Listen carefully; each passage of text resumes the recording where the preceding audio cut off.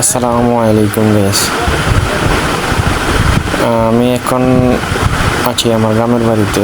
তো পৃথিবীতে সবচেয়ে শান্তিপূর্ণ জায়গা যদি বলা হয় যে কোন জায়গাটা, সেটা হচ্ছে মাতৃভূমি। প্রত্যেকটি গ্রাম। তো আমি এটাই বলতে চাইতেছিলাম যে আসলে নিজের মাতৃভূমির যে একটি স্বাদ, এটার কোথায় পাওয়া যায় না। মাটির যে একটা টান, মাটির যে ভালোবাসা, পৃথিবীর কোনো জায়গায় গেলে পাওয়া যাবে না। আঁকা বাঁকা মেটুকোতে সবুজের শিহরণ, মনের মধ্যে অন্যরকম একটা ফিলিংস বা স্বাদ জাগে। সো আমি সবার উদ্দেশ্যে এটাই বলতে চাই যে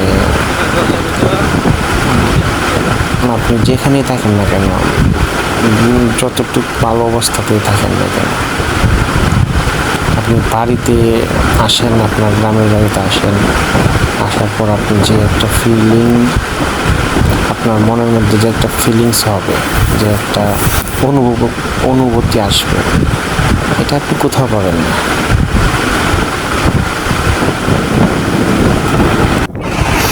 আসলে আমার এই কথা বলার উদ্দেশ্য হচ্ছে যে আমাদের প্রত্যেকের গ্রামে দেখবেন যে উচ্চশিক্ষিত বা ভালো কর্মচারী, সরকারি ভালো জব করে বা ভালো পজিশনে রয়েছে, এরকম অনেক লোক পাওয়া যাবে যারা শহরে থাকছে, বাচ্চা শহরে মানুষ করতেছে।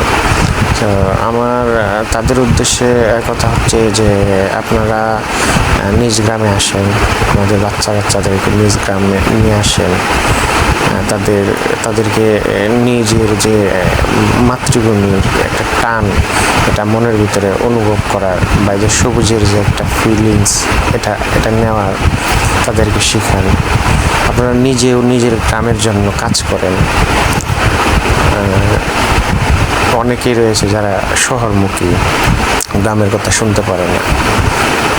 আমি আমার লাইফ থেকেই বলছি, আমি এরকম অনেক লোকে দেখছি যারা মনে করেন আপনার নিজের গ্রামকে প্রাধান্য দেন। সো আমি এই জন্য বলবো সবাইকে যে যার অবস্থানে আছেন, আলহামদুলিল্লাহ, আপনাদের অবস্থান থেকে অবশ্যই নিজের গ্রামকে সাপোর্ট করবেন, নিজের গ্রামকে রিপ্রেজেন্ট করার চেষ্টা করবেন, নিজের গ্রামের জন্য বা নিজের দেশের জন্য কাজ করবেন। তো ধন্যবাদ সবাইকে আমার ভিডিওটা দেখার জন্য। আসসালামু আলাইকুম।